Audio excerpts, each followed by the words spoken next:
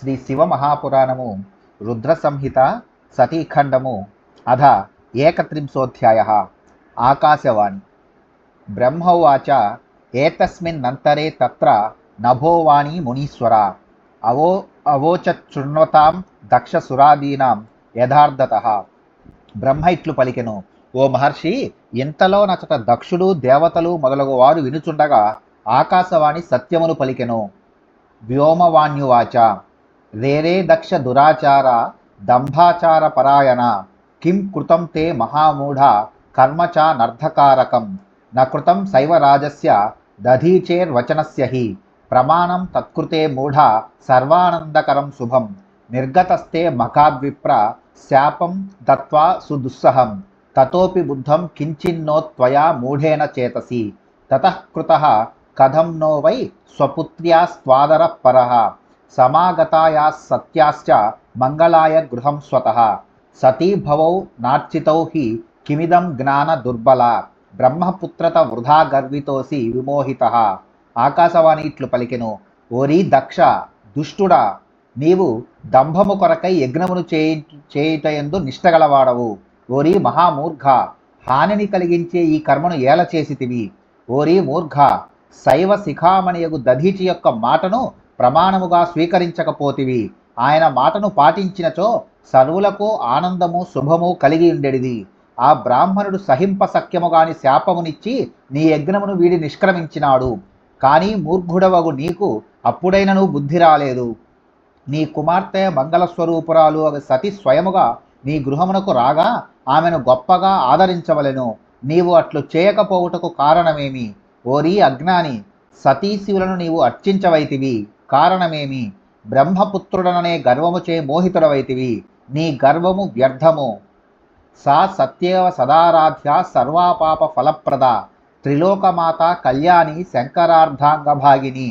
సా సత్యేవార్చిత నిత్యం సర్వ సౌభాగ్యదాయిని మహేశ్వరీ స్వభక్తానాం సర్వమంగళదాయిని.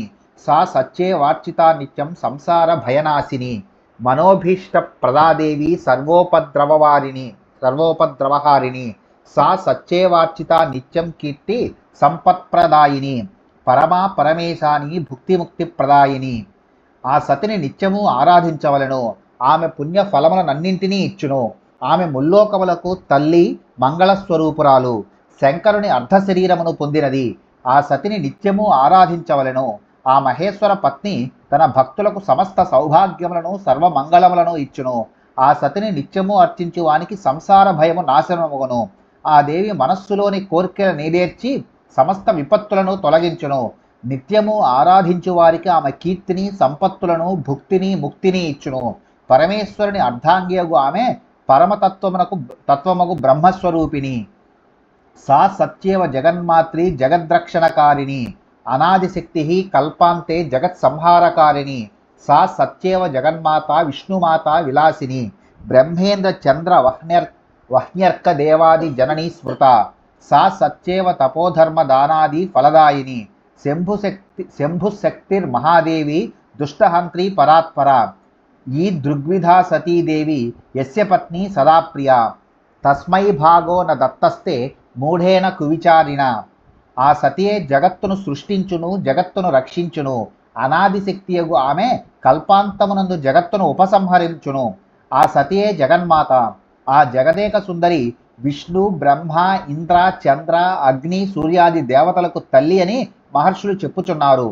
శంభుని శక్తి దుష్ట వినాశిని పరాత్పరయగు ఆ సతీ మహాదేవియే తపస్సు, ధర్మము, దానము మొదలగు వాటి ఫలములనిచ్చును. ఇట్టి సతీదేవి ఎవని పత్నియో, ఎవని నిత్యప్రియురాలో అట్టి శివునకు మూఢుడు దుష్టబుద్ధియగు నీవు యజ్ఞములో భాగమునియలేదు. శంభుర్గి పరమేశాన సర్వస్వామి పరాత్పర విష్ణు బ్రహ్మాది సంసేవ్య సర్వకళ్యాణకారక తప్యతే తపస్సిద్ధైరేతదర్శనకాంక్షిభిః యుజ్యతే యోగిభిర్యోగైరేతదర్శనకాంక్షిభిః. అనంత ధనధాన్యానాం యాగాదీనాం తథైవ చ దర్శనం శంకరస్యైవ మహత్ఫలముదాహృతం. శివ ఏవ జగద్ధాత సర్వవిద్యాపతి ప్రభుః ఆదివిద్యా వరస్వామి సర్వమంగళమంగళః. తచ్చక్తేర్న కృతో యస్మాత్ సతారోద్య త్వయా ఖల అత ఏవాధ్య రస్యాస్య వినాశో హి భవిష్యతి.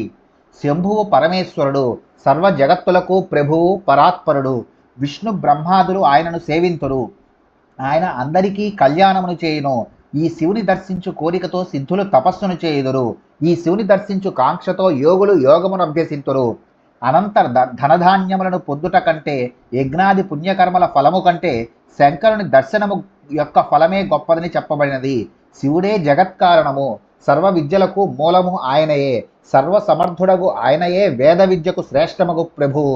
ఆయన మంగళములనన్నిటిలో మంగళుడు. దుష్టుడా, ఆయన శక్తికి నీవీనాడు సత్కారమును చేయకుంటివి. ఈ కారణముగా ఈ నీ యజ్ఞము వినాశమును పొందగలదు. అమంగళం భవత్యేవా పూజార్హాన మపూజయ పూజ్యమానా చనాసౌ సౌహి యతః పూజ్య తమాశివ సహస్రేనాపి శిరసాం శేషో యత్పాదజం రజః వహత్య హరః ప్రీత్యా తస్య శక్తి శివా సతి యత్పాద పద్మమనిసం ధ్యాత్వా సంపూజ్య సాదరం విష్ణుర్విష్ణుత్వమాపన్న స్తస్య శంభో ప్రియా సతి యత్పాద పద్మమనిసం ధ్యాత్వా సంపూజ్య సాదరం బ్రహ్మత్వ మాపన్న స్తస్య శంభో ప్రియా సతి. పూజింపదగిన వారిని పూజించనిచో నిశ్చయముగా అమంగళము కలుగును. శివుని పత్ని అందరిలో అధికముగా పూజార్హురాలు, కానీ ఆమెకు పూజ జరుగలేదు. శేషుడు ఎవని పాదధూళిని నిత్యము 1000 పడగలతో ప్రీతితో ధరించుచున్నాడో అట్టి శివుని శక్తియే సతీదేవి. ఎవని పాదపద్మములను నిత్యము ధ్యానించి ఆదరముతో పూజించి విష్ణు పదవిని పొందినాడో అట్టి శంభునకు సతీదేవి ప్రియురాలు.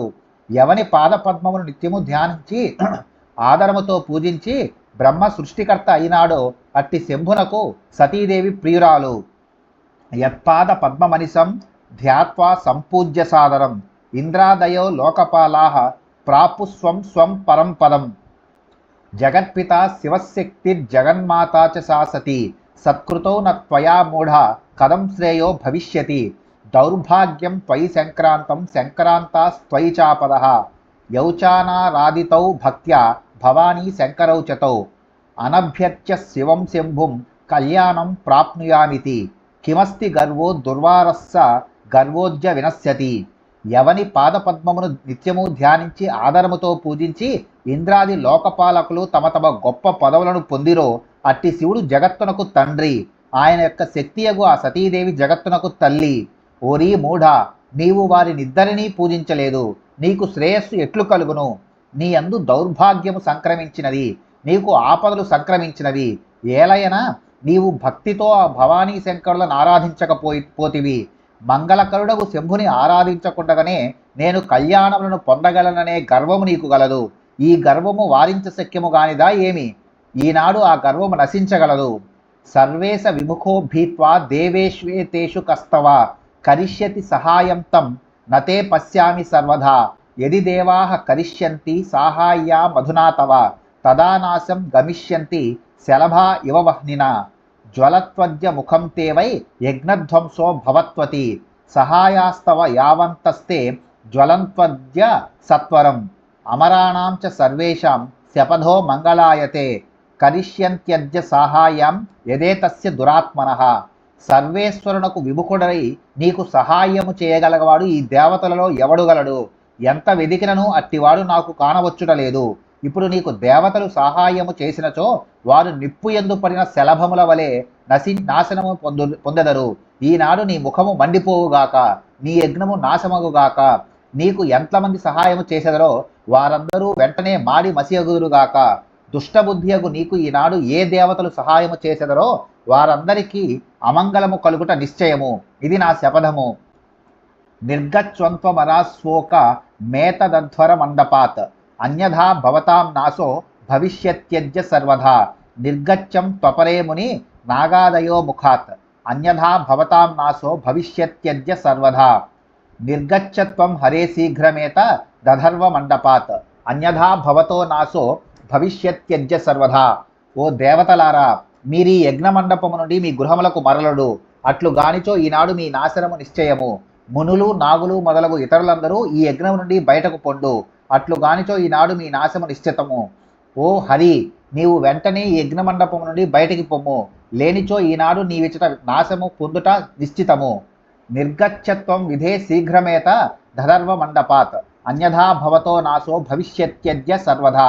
ఓ బ్రహ్మ, నీవు శీఘ్రముగా ఈ యజ్ఞమండపము నుండి నిష్క్రమించుము, అట్లుగానిచో నీవీనాడు నాశమును పొందుట నిశ్చయము.